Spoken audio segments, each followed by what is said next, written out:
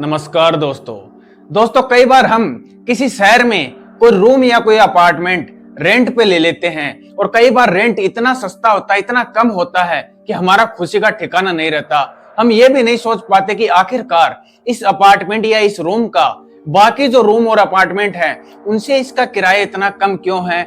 हम उसके पीछे की कभी रीजन जानने की कोशिश नहीं करते हैं। हम ये बिल्कुल नहीं सोचते कि भाई इसकी वजह या इसका पीछे का राज ये भी हो सकता है कि शायद ये अपार्टमेंट हॉन्टेड हो। इस बारे में हमारा कभी भी ध्यान नहीं जाता है और इस वजह से ही हम ऐसी गलती कर देते हैं जिसकी कीमत हमें बहुत ही भारी चुकानी पड़ जाती है। और आज की स्टोरी अगर आप सुनोगे तो आप भी जब भी रेंट पे कोई रूम या अपार्टमेंट लोगे तो आप उसके पीछे की वजह जानने की कोशिश जरूर करोगे। जी हाँ दोस्तों, ऐसा ही कुछ हुआ है आज की स्टोरी में राजस्थान की रहने वाली प्रीति के साथ में, जहां पे उसकी फैमिली दिल्ली के अंदर एक अपार्टमेंट रेंट पे लेती है और उस अपार्टमेंट में एक जिन कैद था जो कि प्रीति के ऊपर इतना हावी हो जाता है, उसके साथ में इतनी गलत क्रियाएं वो करता है और आप यकीन नहीं करोगे, एक कुंवारी लड़की, एक अनमेरिड लड़की प्रीति जो कि जिन से प्रेग्नेंट भी हो जाती है। स्टोरी काफी ज्यादा इंटरेस्टिंग और भयानक होने वाली है, लेकिन स्टोरी में आगे बढ़ने से पहले अगर आपके पास में कोई रियल इंसिडेंट या कोई मजेदार स्टोरी है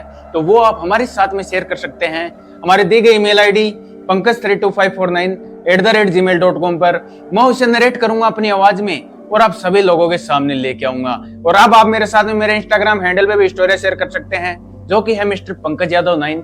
इस पर भी आप मेरे साथ में स्टोरी शेयर कर सकते हैं और जिसकी भी स्टोरी मेरे को पसंद आएगी उसे मैं 200 रुपए रिवॉर्ड के तौर पे भी दूंगा। तो चलिए बिना देरी करते हुए सीधा बढ़ते हैं आज के रियल इंसिडेंट में। आज की जो भी ये रियल इंसिडेंट है ये हमारे साथ प्रीति ने शेयर की है और ये जो भी इंसिडेंट हुआ है वो खुद प्रीति के साथ में हुआ है। प्रीति बेसिकली राजस्थान की रहने वाली है। प्रीति की फैमिली में उसके माता पिता, उसकी छोटी बहन, उसके दादा दादी और चाचा चाची, यानी इनका लंबा चौड़ा परिवार है। और ये राजस्थान में जब प्रीति 7 साल की थी तब तक रहे। उसके बाद में जो प्रीति के पापा हैं वो दिल्ली शहर में आ जाते हैं अपनी वाइफ को और प्रीति और उसके छोटे बहन को लेके। दिल्ली शहर में आने के बाद में वो एक छोटा सा रूम रेंट पे ले लेते हैं और वहां पे अपना एक छोटा सा सेटअप लगा लेते हैं ठेले का, जिसमें वो कुछ समोसे वगैरह, कुछ चाट वगैरह बेचा करते थे। और ऐसा करके वो दिल्ली शहर में रहने लग जाते हैं। धीरे धीरे करके अपना जो भी खर्चा था वो कैसे न कैसे निकाल रहे थे। इधर जो प्रीति और उसकी जो छोटी सिस्टर थी उसको भी पढ़ाई करवा रहे थे, वहां पे स्कूलिंग वगैरह ज्वाइन करवा दी गई थी। वो अपना कैसे भी कैसे करके वो अपना खर्चा निकालते जा रहे थे। धीरे धीरे करके प्रीति और उसकी सिस्टर बड़ी हो जाती हैं। उनकी उम्र हो जाती है 19 साल के आसपास में। वो अपनी स्कूलिंग वगैरह कंप्लीट कर लेती हैं और अब वो अपनी कॉलेज ज्वाइन कर लेती हैं। लेकिन जैसा मैंने आपको बताया इनके पास में सिर्फ एक ही रूम था जिसमें ये चारों फैमिली मेंबर रहा करते थे। अब प्रीति के पापा भी सोचते कि भाई फैमिली बड़ी हो गई है, बच्चे भी बड़े हो गए हैं, तो अब उन्हें कोई बड़ा अपार्टमेंट लेना चाहिए क्योंकि फैमिली बड़ी हो गई है तो सबके लिए अलग अलग रूम लेने पड़ेंगे। इस वजह से जो प्रीति के पापा थे उनके पास में इतनी कुछ ज्यादा सेविंग तो नहीं थी, लेकिन उनका जो खर्चा था वो ठीक ठाक चलने लग गया था क्योंकि अब वो ठेले से एक दुकान पे काम करने लग गए थे। यानी उन्होंने एक दुकान रेंट पे ले ली थी। उनका जो बिजनेस है वो धीरे धीरे ग्रो कर रहा था, लेकिन इतनी भी सेविंग उनके पास में नहीं हुई थी कि वो खुद का एक कोई मकान या घर खरीद लें। खैर उसके बाद में वो प्लान करते हैं कि कोई अपार्टमेंट वो रेंट पे लें। इसके लिए वो दिल्ली शहर में ढूंढने की कोशिश करते हैं, बहुत सारे वो अपार्टमेंट वगैरह देखते हैं, लेकिन सभी अपार्टमेंट और बिल्डिंग उनके बजट से बाहर थी। यानी कोई भी रेंट पे उनको सस्ता अपार्टमेंट नहीं मिल रहा था। वो किसी ब्रोकर वगैरह से बात करते हैं और उसके बाद में उनको एक ऐसे अपार्टमेंट के बारे में पता चलता है जिसका रेंट बहुत ही कम था। वैसे तो उसका रेंट ठीक ठाक था, लेकिन बाकी जो अपार्टमेंट थे उनके हिसाब से वो रेंट बहुत ही कम था। जैसे ही प्रीति के पापा वो अपार्टमेंट देखने के लिए जाते हैं तो वो अपार्टमेंट एक हवेली जैसा आप समझ सकते हो, एक पुराना सा घर था हवेली टाइप से। तो प्रीति के पापा को भी वो काफी पसंद आ गया और वो रेंट भी उसका बहुत ही ज्यादा कम था। इस वजह से प्रीति के जो पापा थे उस अपार्टमेंट को यानी उस हवेली को फाइनल कर देते हैं और उसके घर के जो ओनर थे उनको कॉल किया जाता है। वो घर के ओनर यहाँ पे आते हैं, इनसे मिलते हैं प्रीति के पापा, उनसे बातें बातें करते हैं और फिर ये लोग डील फाइनल कर लेते, यानी कि वो उस ओनर को अपना रेंट वगैरह जो भी है वो दे देते हैं। वो ओनर इनको एक बात बोलता है कि देखो भाई साहब, ये हवेली में आप कैसे भी रहो कोई दिक्कत नहीं है, लेकिन इस हवेली के जो आखिरी वाला रूम है उसमें आप बहुत ही कम जाना, क्योंकि जो भी लोग पहले यहाँ पे रहे हैं उन लोगों ने कुछ अफवाहें फैला रखी है कि यहाँ पे इस रूम के अंदर कुछ ना कुछ है। तो मैं भी आप लोगों से यही कहना चाहूंगा कि उस रूम में आप जितना कम हो सके उतना जाना, कोई काम हो तो आप चले जाना, वरना उस रूम में जाने की कोशिश मत करना। लेकिन जो प्रीति के पापा थे वो उनकी इस बात को बिल्कुल भी सीरियस नहीं लेते हैं। उनके अंदर इतनी ज्यादा खुशी हो गई थी क्योंकि भाई इतने कम रेंट में उसको एक हवेली टाइप से बहुत ही बड़ा घर मिल गया था। खैर उसके बाद में प्रीति के पापा अपने जो है उस रूम पे जाते हैं, अपना जो भी सामान वगैरह है अपनी बेटियों को और अपनी वाइफ को लेके और यहाँ पे शिफ्ट हो जाते हैं। शिफ्ट होते ही जो प्रीति और उसकी सिस्टर है इस घर की साफ सफाई करने लग जाती है। साफ सफाई करते करते प्रीति जो ओनर ने जिस रूम के लिए मना किया था उस रूम को भी वो साफ सफाई करने लग जाती है, क्योंकि उसको नहीं पता था कि इस रूम में कुछ है या नहीं है। वो उस रूम की भी सफाई कर देती है। खैर वो दिन निकल जाता है और जैसे ही रात होती है तो प्रीति के पापा मम्मी एक रूम में सोए हुए थे और प्रीति और उसकी छोटी सिस्टर वो एक रूम में सोई हुई थी। वैसे तो इस घर में 5 से 6 रूम थे, लेकिन आज पहली बार ये शिफ्ट हुए हैं तो प्रीति और उसकी सिस्टर एक ही रूम में सो जाती हैं। जैसे ही प्रीति को नींद लगती है, करीबन रात के 11:30-12 बजे के आसपास का समय हुआ था, कि प्रीति को ऐसा लगता है कि जैसे उसके आसपास में कोई काली काली धुएं जैसी कोई परछाई उसके आसपास में घूम रही है।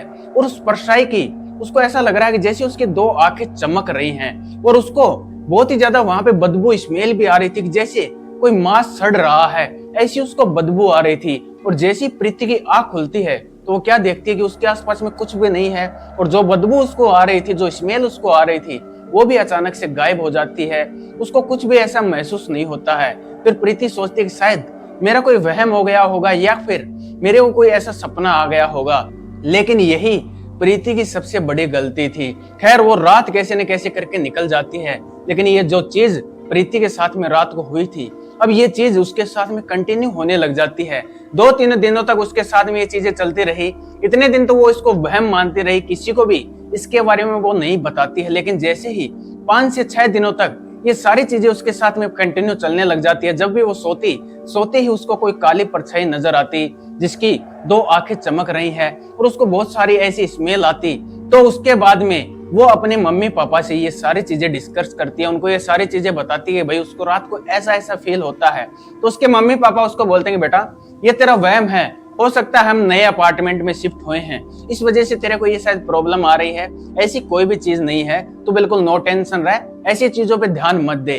और ऐसा कह के प्रीति के पापा और मम्मी इस बात को इग्नोर कर देते हैं। लेकिन ये जो चीजें प्रीति के साथ में चल रही थी ये धीरे धीरे भयानक रूप लेने वाली थी। खैर प्रीति और उसकी सिस्टर एक रात अपने रूम में सोए हुए थे कि अचानक से प्रीति के मम्मी और पापा को एक आवाज सुनाई देती है।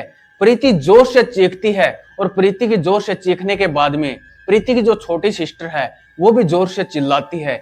जैसी ये आवाज प्रीति के पापा और मम्मी को सुनाई देती है वो तुरंत दौड़कर प्रीति के रूम में पहुंचते हैं। और जैसे वो प्रीति के रूम में पहुंचते हैं तो वो क्या देखते हैं, प्रीति की जो छोटी सिस्टर है वो गेट के पास में घबराई हुई खड़ी है। तो प्रीति के मम्मी पापा उससे पूछते हैं कि बेटा क्या हो गया, इतनी जोर से तू क्यों चिल्लाई है।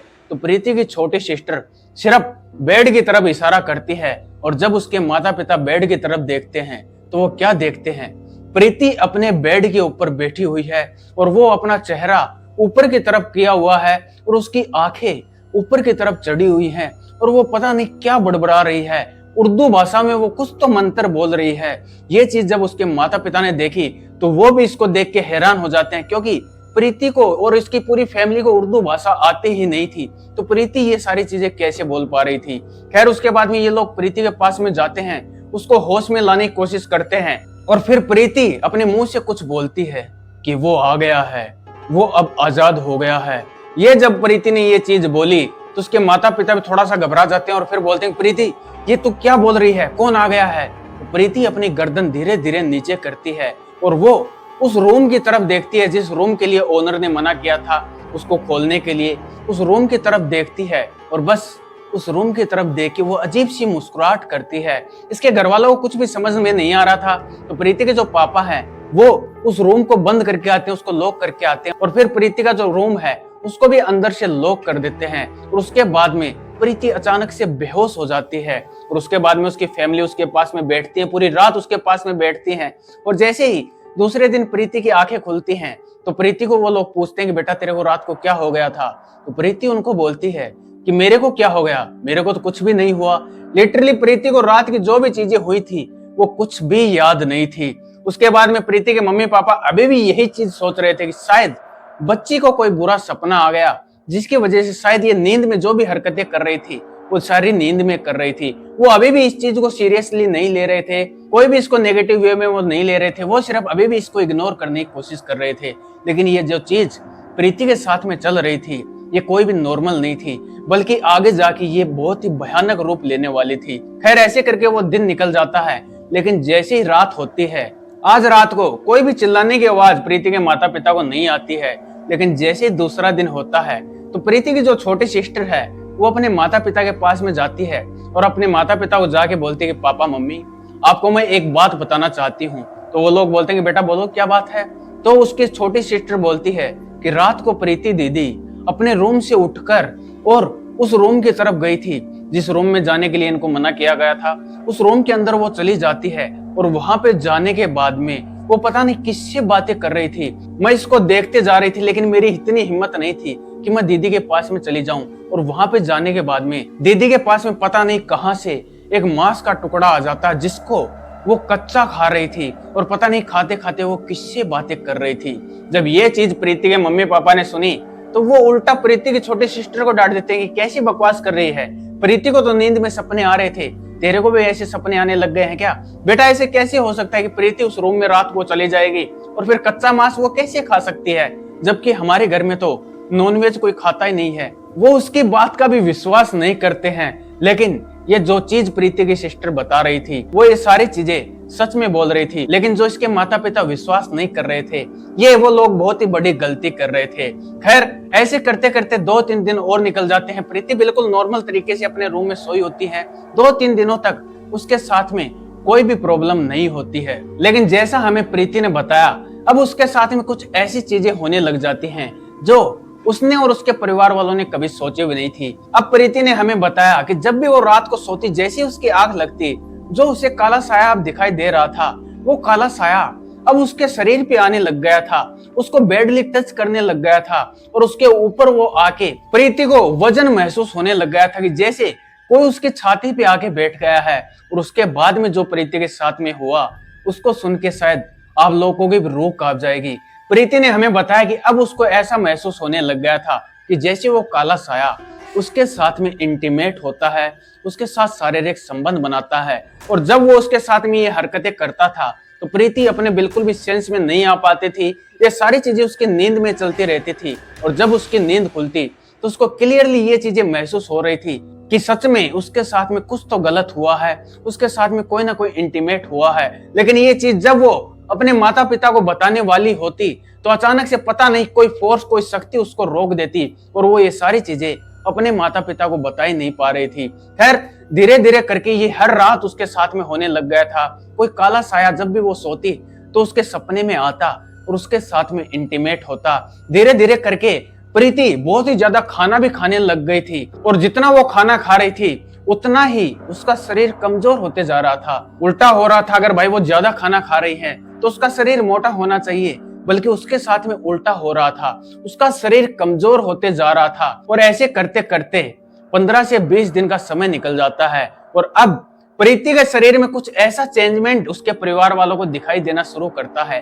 प्रीति का जो शरीर था वो पूरा शरीर उसका कमजोर होता जा रहा था, लेकिन जो प्रीति का पेट था वो ऐसे फूलने लग गया था, मतलब ऐसा मोटा होने लग गया था कि जैसे कोई महिला प्रेग्नेंट होने लग जाती है वैसे उसका पेट बाहर आने लग गया था। लेकिन सिर्फ 15-20 दिन में उसका पेट इतना बाहर आ गया कि जैसे कोई महिला 3 से 4 महीने की प्रेग्नेंट हो। इस चीज पे भी इसके घर वाले बिल्कुल भी अभी भी कोई भी नेगेटिव चीज नहीं सोच रहे थे, इस चीज को भी वो इग्नोर करते जा रहे थे। और उसके बाद में एक दिन प्रीति रात को अपने रूम में सोई हुई थी कि अचानक से वो जोर से फिर से चिल्लाती है और जैसे वो चिल्लाती है तो उसकी बहन भी डर जाती है। वो सीधा अपने माता पिता के पास में दौड़कर जाती है और दौड़ने के बाद में वो जैसे अपने माता पिता को ये सारी चीजें बताती है, उसके बाद में उसके माता पिता उसके रूम में आते हैं और उसके बाद में वो देखते हैं जब प्रीति को, तो प्रीति बेहोश हो गई थी। उसके माता पिता उसको लेके हॉस्पिटल में जाते हैं, वहां पे उसका कुछ ट्रीटमेंट वगैरह करवाया जाता है।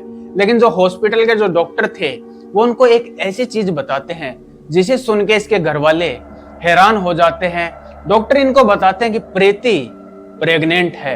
ये जब चीज डॉक्टर ने बोली तो इनकी फैमिली के पैरों तले जमीन निकल जाती है। वो इस सोच में पड़ जाते कि आखिरकार ऐसा कैसे हो सकता है, क्योंकि इसके घर वाले जब से इस घर में शिफ्ट हुए हैं तब से प्रीति अपने घर से बाहर भी नहीं गई है। तो ऐसा कैसे हो सकता है कि एक कुंवारी लड़की, अनमैरिड लड़की जो अपने घर से बाहर भी नहीं जाती, वो प्रेग्नेंट कैसे हो सकती है। उसके घर वाले डॉक्टर्स की किसी भी बात का विश्वास नहीं करते हैं और वो प्रीति को लेके अपने घर पे आ जाते हैं। और प्रीति के पापा प्रीति की मम्मी को बोलते हैं कि शायद डॉक्टर से कुछ गलती हो गई है, ऐसी कोई भी चीज नहीं है, शायद इसकी तबीयत खराब है इसलिए इसकी रिपोर्ट शायद ऐसी आ गई है। वो अभी भी इन चीजों पे विश्वास नहीं कर रहे थे। ऐसे करते करते 2 से 3 दिनों का समय और निकल जाता है और एक दिन प्रीति अपने रूम में बैठी हुई थी कि अचानक से पता नहीं प्रीति को क्या होता है, वो सीधे अपने पापा के रूम में जाती है और अपने पापा का गला पकड़ के उनको हवा में लटका देती है। जिसका शरीर इतना पतला हो, जो लड़की 42 से 43 केजी का वजन उसमें हो, वो अपने पापा को उसकी गर्दन पकड़ के हवा में लटका दे, ये चीज देख के उसके घर वाले भी शॉक हो जाते हैं। खैर उसकी मम्मी और उसकी छोटी सिस्टर प्रीति को कंट्रोल करने की कोशिश करती है, उनके पापा को छुटवाने की कोशिश करते हैं और उसके बाद में जैसे ही प्रीति अपने पापा को छोड़ती है तो फिर उसके बाद में वो उनकी तरफ एक अजीब सी डरावनी स्माइल करती है। उसके बाद में उसके पापा मम्मी अब समझ जाते हैं कि प्रीति के साथ में कुछ तो गलत चीजें हैं, क्योंकि ये जो भी चीजें अभी उसने की हैं ये कोई नॉर्मल इंसान तो नहीं कर सकता है। उसके बाद में प्रीति की मम्मी प्रीति से बोलती है कि तू कौन है और मेरी बच्ची को क्यों परेशान कर रहा है। तो प्रीति एक अजीब सी स्माइल हंसती है और उसके बाद में बोलती है कि ये घर पिछले 100 सालों से मेरा है और तुम लोगों ने इस घर पे कब्जा कर लिया है, मैं तुम लोगों को जिंदा नहीं छोड़ूंगा। ये बात जब प्रीति के मुंह से निकली तो उसके मम्मी पापा घबरा जाते हैं और उसके बाद में प्रीति बेहोश हो जाती है।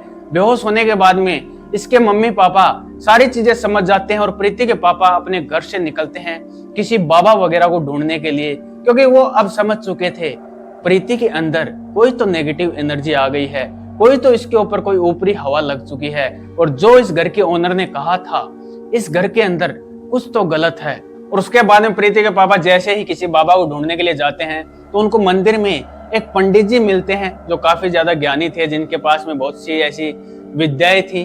उसके बाद में वो पंडित जी को सारी चीजें बताते हैं और वो पंडित जी इनके घर में इनके साथ में आते हैं। जैसे ही पंडित जी इनके घर में आते हैं तो पंडित जी को भी घर का माहौल बहुत ही अलग लगा, उनको भी नेगेटिव चीज वहां पे महसूस होती है। और उसके बाद में वो सीधा जाते हैं प्रीति के पास में और जैसे ही वो प्रीति को देखते हैं तो प्रीति उनको देख के एक अजीब सी मुस्कुराहट हंसती है। और पंडित जी समझ चुके थे कि ये लड़की अभी भी पोजेस्ड है, इसके अंदर कोई ना कोई आत्मा तो वास कर रही है। और उनके घर वालों को भी ऐसा लग रहा था कि जैसे ये हमारी लड़की है ही नहीं, पता नहीं ये कौन लड़की है। और प्रीति को तो कुछ सेंस ही नहीं था, उसके लिए तो वो अपने परिवार वाले नहीं, पता नहीं उसके दुश्मन थे, वो तो उनके साथ में ऐसा व्यवहार कर रही थी, कभी भी अपने फैमिली के ऊपर अटैक कर देती, ऐसा सब कुछ वो कर रही थी। खैर उसके बाद में पंडित जी बाहर आते हैं और इनके पापा को बोलते हैं कि देखो आपकी बच्ची के साथ में कुछ तो गलत है, हमें एक पूजा करनी पड़ेगी जिससे शायद हो सकता है इसके ऊपर जो भी ऊपरी हवा है, कोई आत्मा वगैरह है, वो इससे दूर हो जाए। फिर उसके बाद में ऐसा ही करते हैं। वो पंडित जी इनके पापा को कुछ सामग्री लाने के लिए बोलते हैं। जैसे वो सामग्री लेके आते हैं इनके घर में एक सेटअप तैयार किया जाता है पूजा का। वहां पे पूजा करने के लिए सभी लोग बैठ जाते हैं और प्रीति को भी जबरदस्ती वहां पे बैठाते हैं। प्रीति वहां पे बैठने के लिए रेडी नहीं थी। खैर उसके बाद में जैसे ही वो बाबा वो पंडित जी अपनी पूजा स्टार्ट करते हैं कि इधर प्रीति बहुत ही जोर जोर से हिलने लग जाती है। वो अपनी फैमिली वालों के कंट्रोल में नहीं आ रही थी और वो सिर्फ एक ही चीज बोलती है कि ये सारी चीजें बंद कर दो, नहीं तो मैं तुम सबको खत्म कर दूंगी। लेकिन पंडित जी उसको पूछने की कोशिश करते हैं कि आखिरकार तू है कौन और तू इनको क्यों परेशान कर रहा है। लेकिन प्रीति उनको कुछ भी नहीं बताती, वो सिर्फ इतना ही बोलती है कि मैं इस घर में पिछले 100 सालों से रह रहा हूँ, ये घर सिर्फ मेरा है, इस घर में अगर कोई भी आएगा मैं उसको जिंदा नहीं छोड़ूंगा। वो सिर्फ इतना ही बोलता है और इसके अलावा वो कुछ भी नहीं बोलता कि आखिरकार वो कौन है। पंडित जी अपनी जितनी भी कोशिश थी वो सारी कोशिश करते हैं, लेकिन प्रीति की हालत में कोई भी सुधार नहीं आता है। पंडित जी थक हार के इनकी फैमिली वालों को बोलते हैं देखो साहब, इसके अंदर कोई बहुत ही बड़ी शक्ति है जिसका मेरे को भी नहीं पता चल रहा कि आखिरकार इसके अंदर क्या है। मैं तो आप लोगों से सिर्फ यही कहूंगा कि आप लोग डेली सुबह और शाम हनुमान चालीसा का पाठ कीजिए और जितना जल्दी हो सके आप लोग इस घर को छोड़ के चले जाइए। लेकिन उससे पहले आप इस बच्चे का इलाज किसी तांत्रिक से करवाइए, क्योंकि ये चीजें किसी नॉर्मल पंडित के बस की बात नहीं है। इसे सिर्फ कोई बड़ा तांत्रिक, कोई सिद्ध तांत्रिक ही इन चीजों से डील कर सकता है, वरना हो सकता है ये चीज आपकी बच्ची को अपने साथ में भी ले जाए और हो सकता है आपके ऊपर भी अटैक कर दे। तो मेरा तो आप लोगों से यही कहना है कि आप लोग किसी तांत्रिक को ढूंढिए। तो इधर प्रीति के पापा बोलते हैं कि पंडित जी, हमें तो किसी तांत्रिक के बारे में नहीं पता है, आप ही बता दीजिए कि अगर आपके पास में कोई तांत्रिक है, आपके जान पहचान में कोई तांत्रिक है तो आप बता दीजिए। तो वो पंडित जी बोलते हैं, देखो मेरा कोई कॉन्टेक्ट तो नहीं है, लेकिन मेरे को ये पता है कि यहाँ से 25 किलोमीटर की दूरी पे एक छोटा सा गांव है, वहां पे मैंने सुना है कि एक शमशान घाट में एक तांत्रिक रहता है, वहां पे आप चले जाइए और उनको आप अपने घर में लेके आइए। हो सकता है उसके बाद में आपके लड़की का इलाज हो जाए, नहीं तो ये जो भी चीज है वो इस लड़की को अपने साथ में ले जाएगा। तो प्रीति के पापा बिल्कुल भी देरी नहीं करते हैं, वो सीधा पहुंचते हैं जहां पे पंडित जी ने उनको बताया, उसी गांव में वो पहुंचते हैं। और जब वो शमशान घाट में जाते हैं तो सच में वहां पे एक तांत्रिक बाबा थे जो अपने ध्यान में वहां पे थे, कुछ साधना वगैरह वो कर रहे थे। और जैसे ही वो ध्यान से बाहर आते हैं तो प्रीति के पापा उनके पास में जाते हैं और उनको प्रणाम करते हैं। उसके बाद में वो अपनी सारी चीजें बताते हैं। और जैसे तांत्रिक बाबा ये सारी चीजें सुनता है, तांत्रिक बाबा भी इनकी प्रॉब्लम को समझते हैं और वो इनके साथ में इनके घर पे आते हैं। और जैसे ही वो इनके घर पे आते हैं तो वो सीधा घर पे आते बोलते हैं, इस घर के अंदर एक जिन का वास है, एक जिन इस घर के अंदर कैद था जो कि अब आपको प्रॉब्लम दे रहा, आपकी लड़की के ऊपर हावी हो गया है। उसके बाद में वो प्रीति के पास में जाते हैं और प्रीति के सर पे हाथ रख के वो कुछ तो अपने ध्यान में जाते हैं। और ध्यान में जाने के बाद में बोलते हैं कि आपकी लड़की तो प्रेग्नेंट है, उस जिन को आपकी लड़की पसंद आ गई है और उसने इसके साथ में ऐसी ऐसी क्रियाएं, ऐसे शारीरिक संबंध बनाए हैं कि उससे आपकी लड़की प्रेग्नेंट हो गई है। जब ये इनके घर वालों ने सुना तो अब उनको भी यकीन हो गया था कि जो रिपोर्ट हॉस्पिटल में आई थी वो झूठी रिपोर्ट नहीं थी, सच में प्रीति प्रेग्नेंट है। उसके बाद में इसके घर वाले तांत्रिक बाबा के सामने हाथ जोड़ लेते हैं और फिर उनको बोलते हैं कि बाबा कैसे करके हमारी बच्ची को बचा लीजिए, नहीं तो हम बर्बाद हो जाएंगे। ऐसा जब उन्होंने बोला, तांत्रिक बाबा बोलते हैं कि आप टेंशन मत लीजिए, हमें इसके लिए एक साधना, एक पूजा करनी पड़ेगी। और उसके बाद में वो बाबा अपने साथ में कुछ कंकाल वगैरह, कुछ हड्डियां वगैरह लाए थे, कुछ बबूती वगैरह जो शमशान घाट से वो लेके आए थे, उनका वो एक सेटअप तैयार करते हैं और फिर से वो प्रीति को अपने सामने बैठाते हैं और फिर वो अपनी साधना स्टार्ट करते हैं। साधना स्टार्ट करने के बाद में वो अपना जो भी मंत्र वगैरह उनका उच्चारण करते हैं। और इधर प्रीति किसी के भी कंट्रोल में नहीं आ रही थी, वो बहुत ही जोर जोर से हिल रही थी और वो अपने मुंह से बोले जा रही थी कि ये सारी चीजें बंद कर दो, ये साधना बंद कर दो, नहीं तो मैं तुम सबको खत्म कर दूंगी। लगातार वो यही चीजें बोलती जा रही थी। लेकिन जो तांत्रिक थे वो अपनी क्रिया स्टार्ट करते हैं और करीबन 1.5 से 2 घंटे के बाद में प्रीति के मुंह से आवाज आती है कि मेरे को छोड़ दो, मैं इस लड़की को छोड़ के चला जाऊंगा। जब ऐसा प्रीति के मुंह से आवाज है तो तांत्रिक बाबा उससे पूछते हैं कि आखिरकार तू कौन है और इस लड़की के ऊपर तू हावी क्यों हो रहा है। फिर वो बोलता है कि मैं एक जिन हूँ, यहाँ पे काफी साल पहले इस घर में एक आदमी रहा करता था जिसको बहुत सारी तंत्र विद्याएं आती थी। उसने अपनी तंत्र विद्याएं, अपनी शक्ति पाने के लिए उसने अपनी फैमिली की, यानी अपनी पत्नी की और अपने बच्चे की भी बलि दे दी थी। उसके बाद में उसने मेरे को सिद्ध किया था, मेरे से वो अपने मनमर्जी के काम करवाया करता था। और उसके बाद में उसने मेरे को इस घर के अंदर कैद कर दिया था। जिस रूम के अंदर प्रीति ने साफ सफाई की थी, उस रूम के अंदर मेरे को उसने कैद कर दिया था। और अचानक से एक दिन उस आदमी की मृत्यु हो जाती है किसी एक्सीडेंट के चलते। और उसके बाद में इस घर के अंदर मैं हमेशा हमेशा के लिए कैद हो गया। लेकिन अब ये घर सिर्फ मेरा है, इस घर में मैं किसी को भी रहने नहीं दूंगा, जो भी इस घर में आएगा मैं उसको खत्म कर दूंगा। जब ये तांत्रिक बाबा ने सुना तो तांत्रिक बाबा उसको बोलते हैं कि देखो, इस लड़की ने तेरा कुछ भी नहीं बिगाड़ा है, इस लड़की को तू छोड़ दे। तो उधर से वो जिन बोलता है कि ठीक है, मैं इस लड़की को छोड़ दूंगा, लेकिन इन लोगों को ये घर छोड़ के जाना पड़ेगा, क्योंकि इस घर पे सिर्फ और सिर्फ मेरा वास है, इस घर में मैं किसी को नहीं रहने दूंगा। तो तांत्रिक बाबा बोलते हैं कि ठीक है, ये लोग इस घर को छोड़ के चले जाएंगे, लेकिन आज के बाद में तुम इस लड़की के आसपास में नहीं भटकना। और उसके बाद में अचानक से प्रीति बेहोश हो जाती है। उसके बाद में तांत्रिक बाबा प्रीति के हाथ में कुछ कलावा टाइप से बांधते हैं, कुछ ताबीज वगैरह उसको बांधते हैं और फिर इनकी फैमिली को बोलते हैं कि देखो, मैंने इसका ताबीज वगैरह बांध दिए हैं, अब आपकी लड़की बिल्कुल ठीक है, लेकिन आप एक दिन भी इस घर में ना रहे तो आपके लिए अच्छा होगा। आप आज ही आज इस घर को खाली कर दीजिए, नहीं तो ये जिन फिर से आपकी लड़की पे अटैक कर सकता है। और उसके बाद में उसकी फैमिली वाले उसी दिन उस घर को खाली कर देते हैं। और जो प्रीति प्रेग्नेंट थी उसका उसके बाद में अबॉर्शन किया जाता है। और जैसे अबॉर्शन करवाया जाता है तो वो जो उसके अंदर से जो बच्चा निकलता है वो बच्चा कोई नॉर्मल बच्चा नहीं था। पता नहीं क्या काला काला सा चमड़ी का कुछ जानवर टाइप से उसके शरीर से निकलता है। और उसकी फोटो भी प्रीति ने हमारे पास में भेजी है, उसकी फोटो भी मैं लगा दूंगा। लेकिन जो चीज निकलती है उसको देखकर डॉक्टर और उसकी फैमिली वाले भी हैरान हो जाते हैं। लेकिन उस दिन बाद में प्रीति और उसकी फैमिली के साथ में ऐसी कोई भी घटनाएं नहीं हुई है। आज प्रीति और उसकी सिस्टर शादीशुदा है, आज उनके 2 बच्चे भी हैं। और ये जो भी इंसिडेंट उनके साथ में हुआ था, ये हुआ था 2015 के समय पे। आज वो आराम से खुशी से अपनी जिंदगी जी रहे हैं। लेकिन ये जो इंसिडेंट प्रीति के साथ में हुआ था, उसको वो आज भी जब याद करती है तो उसके रोंगटे खड़े हो जाते हैं, उसकी रूह कांप जाती है। ये इंसिडेंट आप फेक मानो या रियल मानो, लेकिन किसी ने अपनी आपबीती हमारे साथ में शेयर की है और मैंने आपके सामने ये नरेट की है। मैं इन चीजों पे कोई दावा तो नहीं करता कि ये चीजें रियल हैं या फेक है, लेकिन मैं इन चीजों से आपको सीख दे सकता हूँ कि अगर आपके साथ में कुछ ऐसा हो तो आप पहले से उन चीजों को सीरियस ले लें और इन चीजों का पहले से कुछ समाधान करवा ले तो आपके लिए अच्छा रहेगा। और कोई भी अपार्टमेंट या कोई भी रूम आप रेंट पे लेते हैं तो उसकी पीछे की एक बार वजह आप जरूर जान लें, क्योंकि पता नहीं जो चीजें आपको सस्ते में मिल रही हैं, हो सकता है वो चीजें हॉन्टेड भी हो सकती हैं, जिसकी वजह से आपको सस्ते दामों पे वो चीजें मिल रही हैं। इन चीजों का आप ध्यान रखें तो आपके लिए बहुत ही सही रहेगा, क्योंकि अगर इन चीजों को इग्नोर करके आप सस्ते के चक्कर में पड़कर ऐसे रूम या ऐसे अपार्टमेंट ले लेते हैं तो भगवान ना करे आपके साथ में कुछ ऐसा हो जाए जो प्रीति के साथ में हुआ है। इन चीजों का आप जरूर ध्यान रखें। खैर, स्टोरी आपको कैसी लगी कमेंट में मेरे को जरूर बताइएगा।